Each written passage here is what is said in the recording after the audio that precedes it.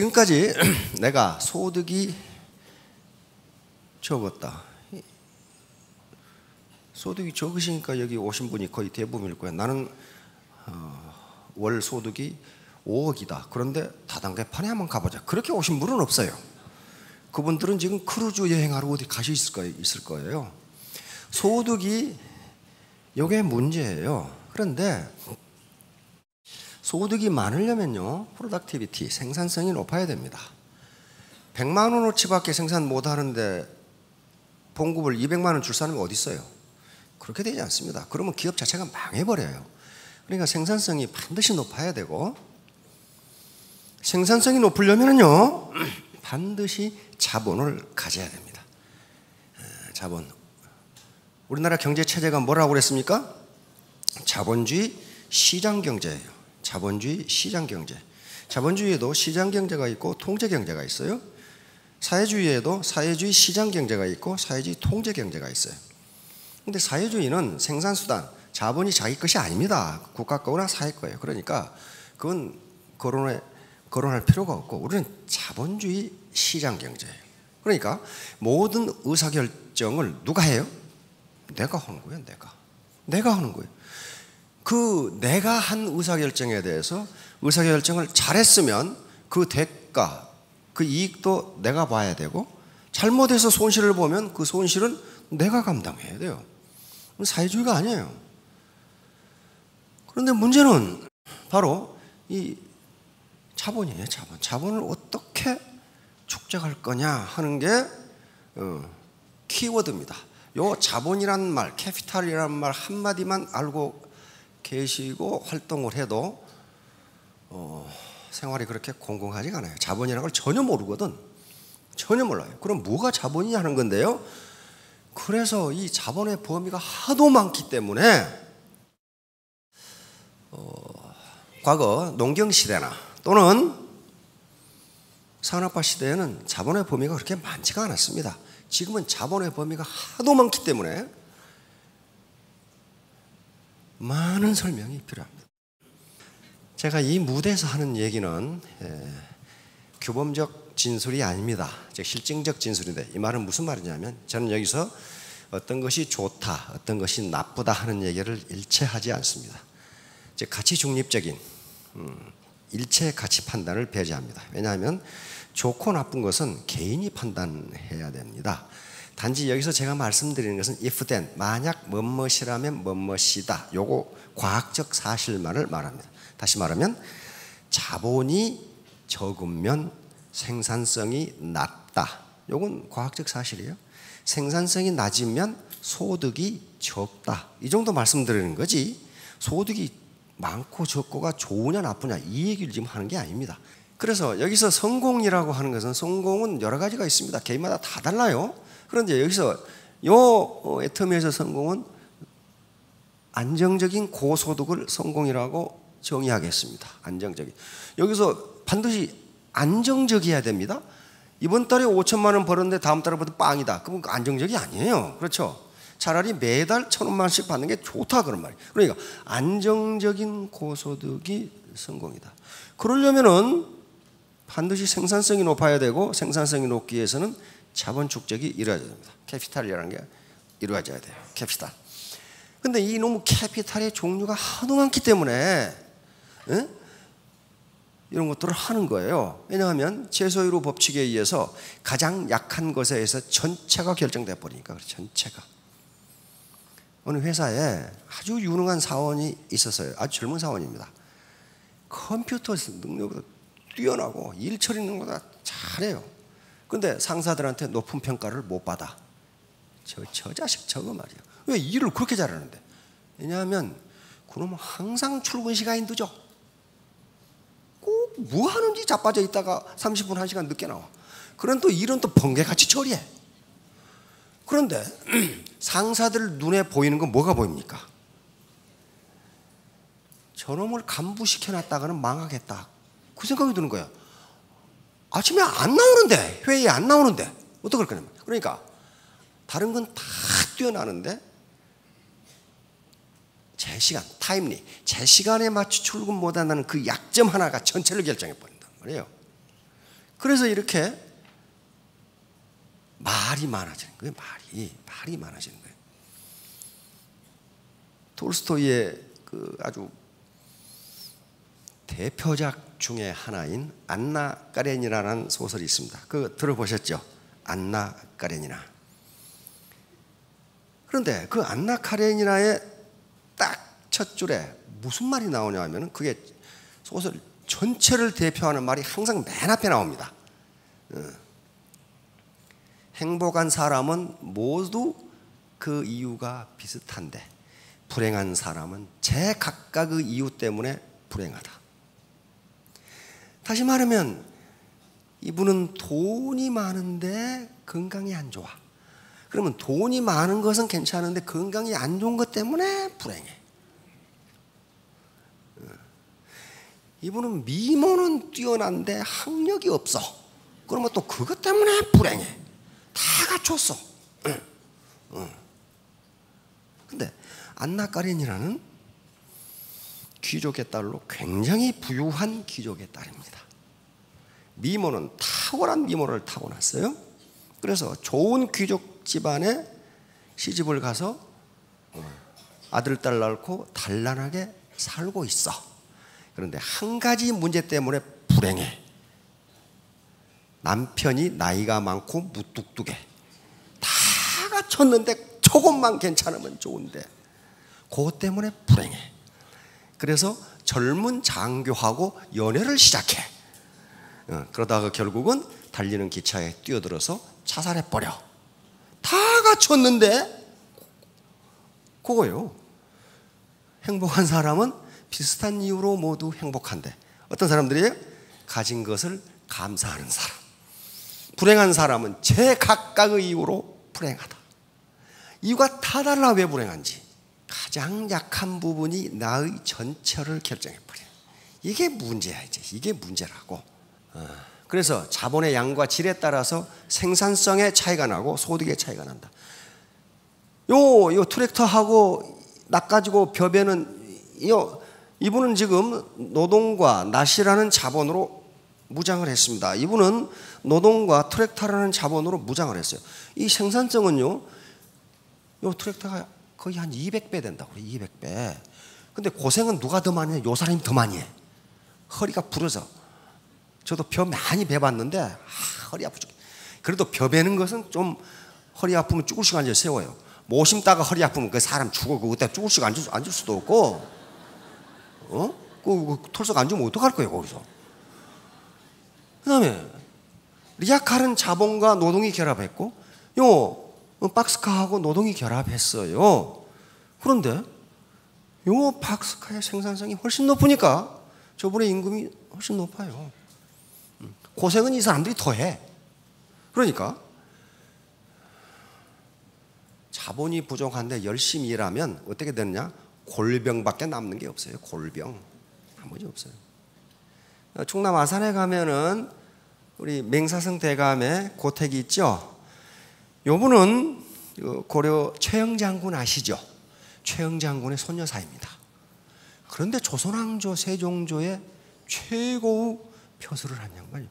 그만큼 세종은 위대했습니다. 세종은 그분이 어떤 출신에 상관없이 저분은 괜찮은 분이다 하면 계속 썼어요. 바로 여기 지금 아산에 있는 고택입니다. 최영 장군 집이에요, 이게. 그런데 이분이 머리가 굉장히 좋아가지고 19살 때 과거에 급제했어. 그러니까 20살 때 파주 군수로 가셨어요. 이분이 20살에 파주 군수가 되니까 어때요? 군수는 지금 군수하고 급이 다릅니다. 굉장한 자리예요. 아주 기고만장했죠. 20살에 군수가 됐으니. 그래서 그 근처에 선사를 찾아가서 좋은 말을 듣고 내가 정치를 잘해야 되겠다고 찾아갔어요. 그래서 선사, 제가 이 군수로 온 사람입니다. 정치를 잘하려면 어떻게 하면 되겠습니까? 그러니까 선사가 그거야 다 쉽지요. 좋은 일 많이 하고 나쁜 일 안 하면 되죠.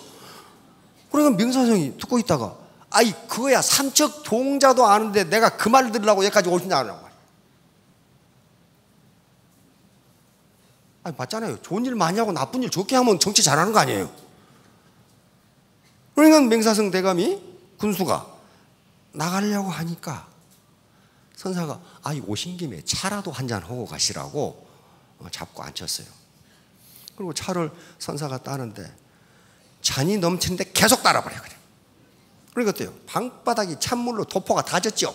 그러니까 도포 젖는다고 막 그러니까 선사가 한마디 합니다.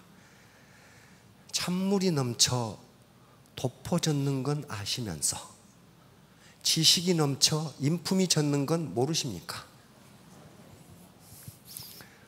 이건 맹사성 대감이 부끄러워가지고 급히 나가다가 문지방에다 대가리를 찌어버려. 문 인방이라고 있죠? 이걸 문설주라고 그러고 이렇게 된 걸 인방이라고. 옛날 문은 이게 낮습니다. 인방이. 머리를 찌어버린 거예요. 그러니까 선사가 껄껄 웃으면서 머리를 숙이면 찌는 법이 없습니다. 머리를 숙이면 시비 붙을 놈이 없어요. 고개 빳빳이 들지 말고 그러면 문 인방에 찌어요. 고개를. 그 뒤부터 맹사성 대감은 겸손이라는 걸 배우게 됩니다. 그래서 조선조, 세종조의 최고의 대감이 되십니다. 자, 그 옆에 또 누가 계시느냐? 황희정승이 또 있습니다. 그러니까 세종 혼자 하신 것 같지만은 황희와 맹사성이라는 두 좌총룡 우백호 황희, 맹사성 두 분이 세종과 함께 조선왕조의 최고의 시대를 열어갑니다. 두 분 다 겸손해서 그리고 청렴결백해. 거기다가 맹사성 대감은 아주 세밀하고 하는 걸 잘하셔. 그러니까 사람을 어떻게 쓰느냐요? 세종대왕은 그 맹사성 대감의 성품에 맞는 일을 맡겨. 과거를 보는 일, 그걸 인사심리를 하는 일, 음악을 정리하는 일, 이걸 맹사성 대감한테 맡겨. 황희정승 성격이 강직하고 사리가 분명해. 그러니까 그런 분. 육진을 개척해서 지금 국경은 그때 개척된 겁니다. 압록강 두만강선이 세종대왕이 개척한 것이에요. 세종대왕은 아주 탁월한 군사 전략가입니다. 그래서 우리나라 이지삼 제1호가 세종대왕함이에요. 이지삼 제1호가 세종대왕함, 제2호가 율곡 이함, 3호가 서해 유송룡함이에요. 세 분 다 탁월한 전략가들. 그런데 이 황희정승은요, 아주 세종대왕이 아주 골병이 들도록 부려먹었어. 이거 보세요. 87세까지 73년 동안 옆에 놔뒀어. 못 도망가게. 왜 그렇게 했어요? 그만큼 유능하고 청렴결백해. 그러니까 이 양반은 고려 귀족입니다. 고려 귀족이니까 두문동에 들어가서 자살하겠다고 들어간 사람인데 태종이 불질러가지고 뛰어나온 사람이거든요. 그런데 태종이 뭘로 썼어요? 지금 같으면 대통령 비서실장으로 쓴 거예요. 그걸 무려 4년을 했어. 그러니까 어때요? 태종은 사람 보는데 귀신인데 이 황희가 아팠을 때 태종이 얼마 의를 보내가지고 저런 인재는 말이야 구할 수가 없다 이거야. 그렇게 대접을 해주니까 어때요? 남자는 자기를 알아주는 사람을 위해서 목숨을 바칩니다. 여자는 자기를 사랑해주는 사람에서 위해서 모든 걸 다 바치고 자, 그렇게 되니까 이거 보세요. 그 당시 벼슬 장관 자리가 6개가 있는데 하나만 해도 가문의 영광인데 요 황희정승은 6개를 다 했어. 왜? 다 잘해. 다 세종이 시켜보니까 다 잘해. 거기다가 이거 끝나고 우의정 좌의정을 또 6년을 했어. 영의정 지금 같은 국무총리 18년을 했어. 이때가 황희정승 나이가 69세야 69세 때 영의정을 시켜놓고 18년을 세종대왕이 부려먹었어. 그냥 늙어 죽을 때까지 부려먹은 거야. 황희가 70세가 돼가지고 전하 이제 신이 늙어서 기력이 없습니다. 좀 쉬어야겠습니다. 그러니까 그러십니까? 그러면 한 달에 한 번만 출근하십시오. 이렇게 부려먹어 그냥. 그분이 누워만 계셔도 일이 잘 되는 거야. 응? 이제 80대가 돼서가지고 이제 걸을 힘이 없고 앉아있을 힘도 없습니다. 그러니까 세종대왕이 그러면 집에 가서 누워 계십시오. 제가 사람을 보내서 받아 적겠습니다. 그래가지고 부려먹었어. 얼마나 사람이 유능하면 누워서 일을 해도 다른 놈보다 낫다 이거예요. 그리고 언제 놔줬느냐? 세종이 돌아가시기 4개월 전에 이제 그만하시죠. 그러고 이제 그만큼 왜 그렇게 됐을까 하는 거예요.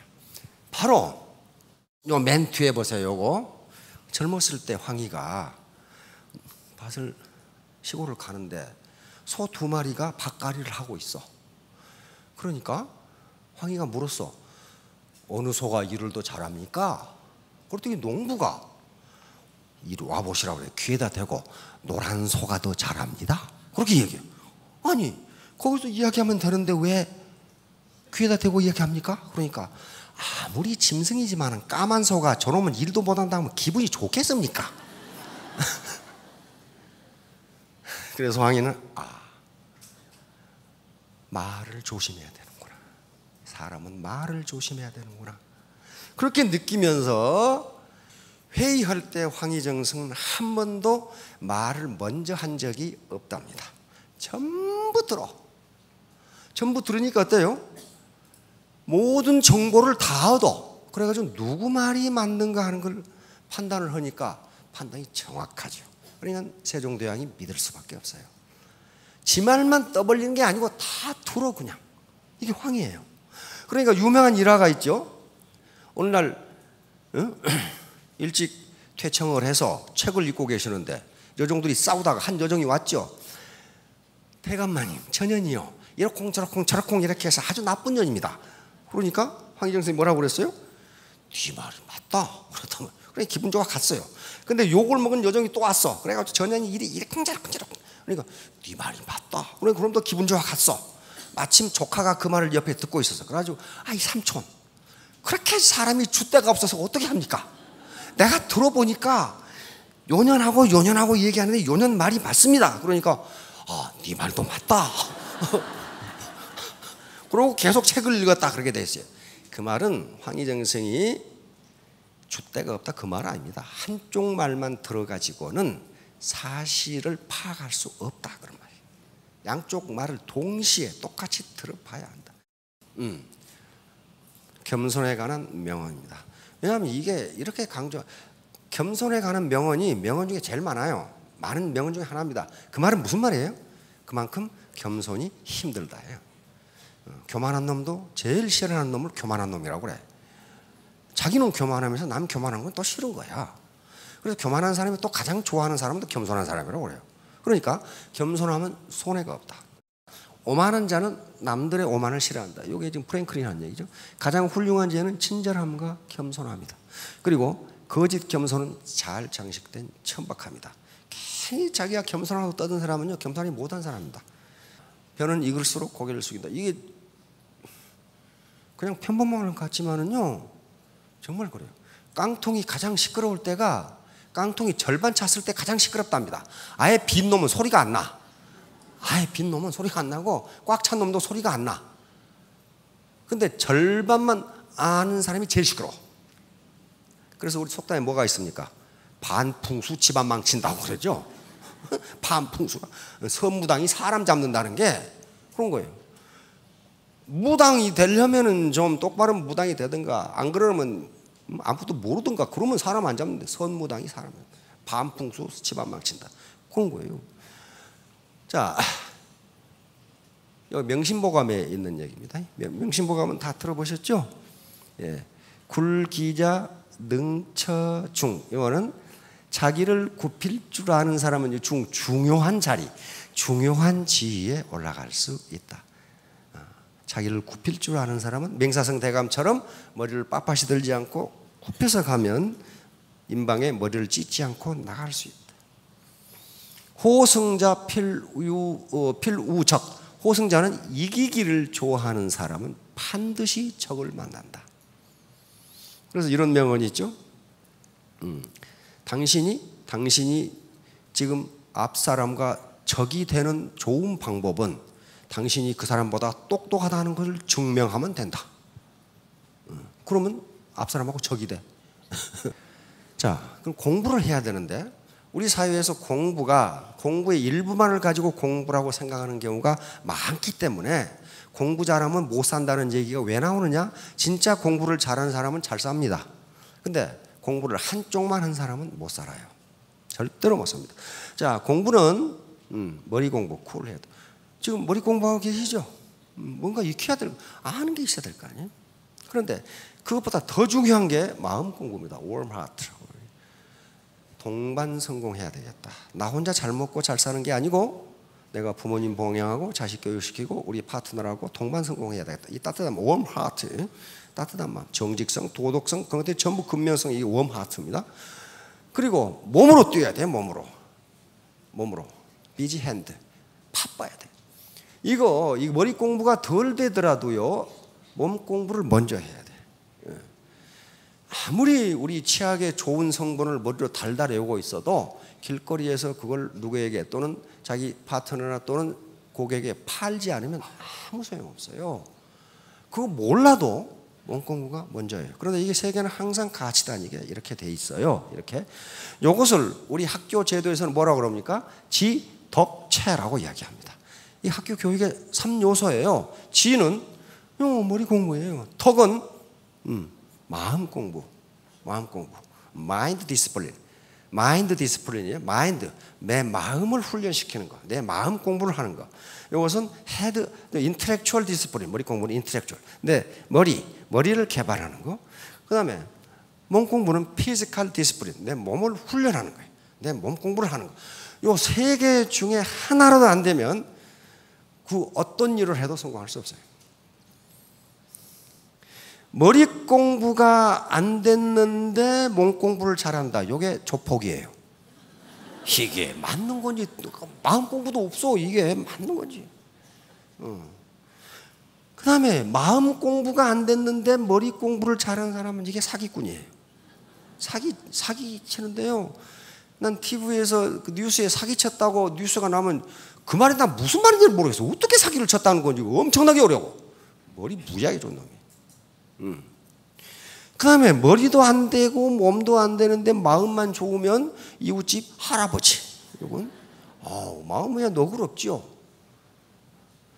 세 개가 다 돼야 돼. 옛날 중국의 무술 영화 보면, 우리 고전의 무술 영화 보면 세 개를 다 합니다.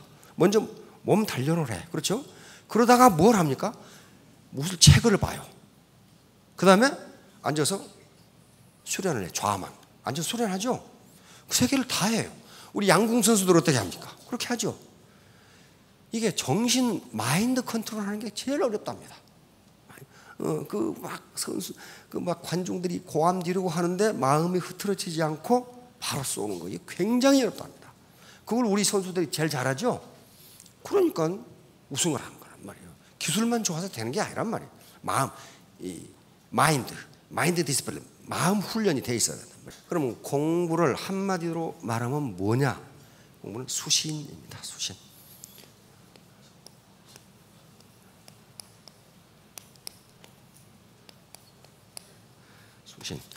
내 몸을 닦는 거, 내 몸의 교양을 풀어놓는 거. 수신이 뭔가, 수신을 어떻게 하는 거냐? 다음 시간에 하도록 하겠습니다. 그런 말 들어보시죠. 수신, 제가 치국 평천하.